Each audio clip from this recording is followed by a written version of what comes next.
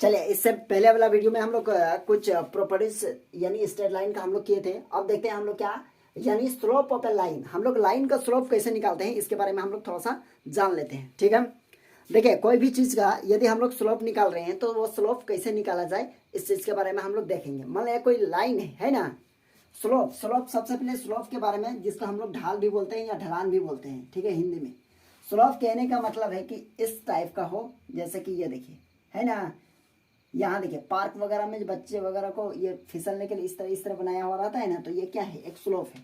ठीक है, तो स्लोप क्या होता है इसके बारे में हम लोग थोड़ा सा देखते हैं। किसी भी लाइन के अगर स्लोप निकालें और उसके बीच का एंगल हम लोगों को गिवन रहे यानी दिया रहे, एक छोटा सा डिफिनेशन क्या कहा जा रहा है, देखिए डिफिनेशन में क्या कहा जा रहा है उसको थोड़ा सा समझते हैं। देखिए ये कहा जा रहा है क्या, द एंगल से theta made by the line L, suppose कीजिए एल क्या है, कोई लाइन है और with the positive directions of x axis and the measure anticlockwise is called the inclination of the line. अब देखिए ये इंक्लिनेशन ऑफ लाइन क्या होता है, और वो जो होगा ना वो क्या होगा, थीटा, वो कैसा होगा, 0 डिग्री से बड़ा होगा और 0 डिग्री से बड़ा या 0 डिग्री के इक्वल होगा। ठीक है, और 180 डिग्री से छोटा या 180 डिग्री के बराबर होगा, तभी ये क्या है, स्लोप बन पाएगा, नहीं तो स्लोप नहीं बनेगा। ठीक है, तो सबसे पहले ये जानते हैं यानी पॉजिटिव एंगल क्या होता है और नेगेटिव एंगल क्या होता है। ठीक है, सबसे पहले देखते हैं पॉजिटिव एंगल, है ना, पॉजिटिव एंगल। देखिए पॉजिटिव एंगल तभी बनेगा जब ये मूव करेगा। मूव कैसे करेगा, मूव करेगा एंटी क्लॉकवाइज, एंटी क्लॉकवाइज यानी एंटी क्लॉकवाइज का मतलब होता है घड़ी के विपरीत दिशा में। कैसे, घड़ी के विपरीत दिशा में। ओके, घड़ी जैसे मूव करती है ना उसके विपरीत दिशा में यदि मूव करने लगे तो समझ जाइएगा वो कैसा है, एंटी क्लॉकवाइज है ना। जैसे ये देखिए घड़ी क्या होता है, ऐसे मूव करती है ना, लेकिन जब इस तरह मूव करने लगे, इस तरह कहने का मतलब ये देखिए ये इस डायरेक्शन में मूव करने लगे तो समझ जाइएगा ये कैसा है, एंटी क्लॉकवाइज। ये कैसा है, एंटी क्लॉकवाइज। जिसको अगर एंटी क्लॉकवाइज मूव कर रहा है तो समझ जाइए वो कैसा एंगल बनेगा, पॉजिटिव एंगल। ठीक है, एंटी क्लॉकवाइज मूव करेगा तो पॉजिटिव एंगल बनाएगा। सपोज कीजिए ये देखिए एक्स एक्सिस, ठीक है, एक्स एक्सिस से ऊपर की और ऊपर की तरफ ये यदि एंगल बना रहा है, इस तरह जा रहा है ना, मान लिया यहाँ से यहाँ गया, देखिए यहाँ से इधर आया ना, यहाँ तक गया कि नहीं, तो यहाँ इसके बीच में सपोज कीजिए 45 डिग्री एंगल बना है ना, एग्जाम्पल के तौर पर बता रहे हैं, तो ये एंगल कैसा बनेगा, पॉजिटिव, है ना।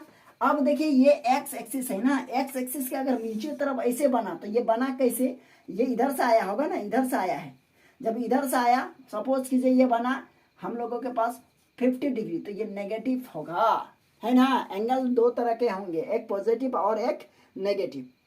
तो देखिए पॉजिटिव कब होगा, जब एंटी क्लॉकवाइज मूव करेगा तो हम लोगों का पॉजिटिव एंगल बनेगा। ठीक है, और जब क्लॉकवाइज मूव करेगा, कहने का मतलब घड़ी के डायरेक्शन में, तो वो कैसा एंगल बनेगा, नेगेटिव।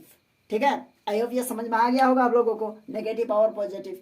अगर नहीं समझ में आ रहा है तो ट्रिगोनोमेट्री का जो क्लास हुआ है उसको देख लीजिएगा तो बिल्कुल समझ में आ जाएगा। ठीक है, इस सिचुएशन में यह कहा जा रहा है यानी स्लोप जब भी होगा वो क्या होगा, 0 डिग्री से बड़ा होगा या 0 डिग्री के 0 डिग्री से बड़ा या 0 डिग्री के बराबर होगा, लेकिन 180 डिग्री से छोटा होगा या फिर 180 डिग्री के बराबर होगा, है ना।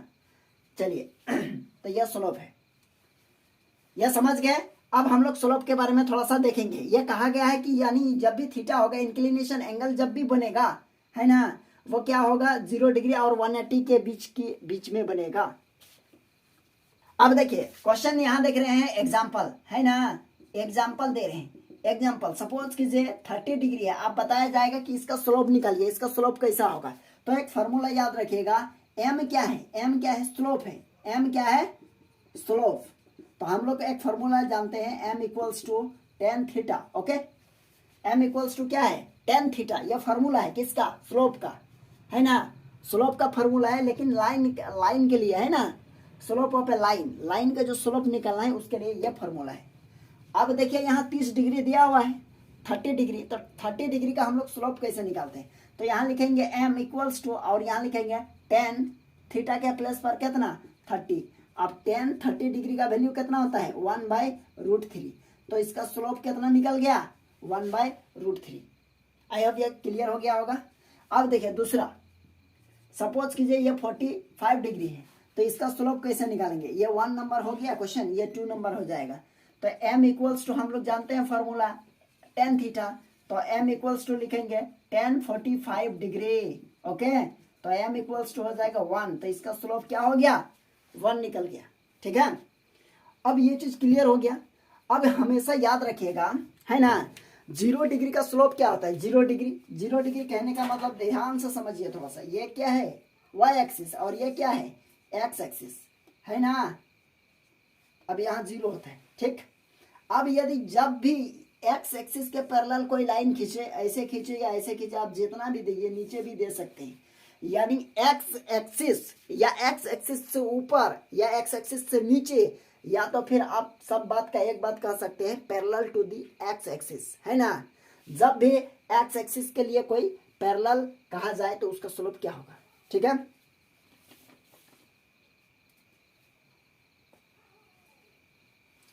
अब यहां लिखेंगे क्या इसके लिए, देखिए यहां लिखेंगे अब द स्लोप ऑफ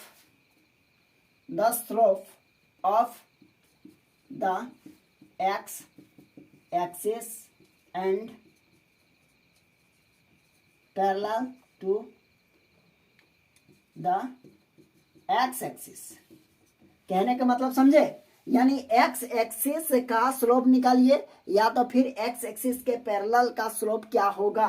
तो देखिए x एक्सिस मतलब ये ना हो गया x एक्सिस, तो x एक्सिस कितना डिग्री का कोण बन रहा है 0 डिग्री का। जब भी x एक्सिस के पैरेलल कोई भी लाइन को ड्रॉ करेंगे तो वो कितना डिग्री का कोण बनेगा, वो 0 डिग्री का कोण बनेगा। ठीक है, तो हम लोग जानते हैं m इक्वल्स टू कितना हो जाएगा tan थीटा, और m equals to tan 0 degree, और tan 0 डिग्री का मीन्स क्या हो गया 0 डिग्री हो गया। ठीक है, तो इसका मतलब हम लोगों को ये मिल गया, यानी x एक्सिस का स्लोप या फिर x एक्सिस के जितने भी लाइन पैरेलल होंगे उनका स्लोप क्या होगा 0 होगा। ठीक है, उनका स्लोप क्या होगा 0 होगा। ठीक, ये बात माइंड में रखिएगा थोड़ा सा। अब देखिए एक और लाइन लिखेंगे। ठीक है, the slope of the y axis, slope of the y axis and parallel, इसका भी पैरेलल कर देते हैं, parallel to the y axis, यानी y एक्सिस या y एक्सिस के पैरेलल जितने भी लाइन है उस लाइन का स्लोप क्या होगा। तो इसका होता है नॉट डिफाइन। अब नॉट डिफाइन क्यों होता है देखते हैं। हम लोग जानते हैं m equals to tan theta. अब m इक्वल्स टू tan, देखिए ये y एक्सिस है ना, तो y एक्सिस है। अब बताओ x के साथ कितना डिग्री का कोण बन रहा है 90 डिग्री का। अब जितना भी हम इधर खींचे या इधर खींचे या इधर खींचे तो यहाँ 90 बना। तो जितने भी y एक्सिस या y एक्सिस के पैरेलल जो भी लाइन हम लोग ड्रॉ करेंगे वो क्या होगा, वो हमेशा 90 डिग्री का कोण बनाएगा। That means theta equals to हम लोग 90 डिग्री रख सकते हैं, और m इक्वल्स टू क्या हो जाता है tan 90 का वैल्यू क्या होता है इनफिनाइट, या फिर हम लोग बोल सकते हैं नॉट डिफाइन। क्या बोल सकते हैं नॉट डिफाइन। तो हम लोगों से कोई पूछा जाएगा कि y एक्सिस का स्लोप क्या होगा, तो हम लोगों का जवाब क्या रहेगा नॉट डिफाइन। ओके, है ना। नॉट डिफाइन क्यों हो गया ये हम लोग एक्सप्लेन कर चुके हैं, और आई होप आप लोग भी समझ गए होंगे। ठीक है, चलिए हम लोग फिर मिलते हैं नेक्स्ट वीडियो में।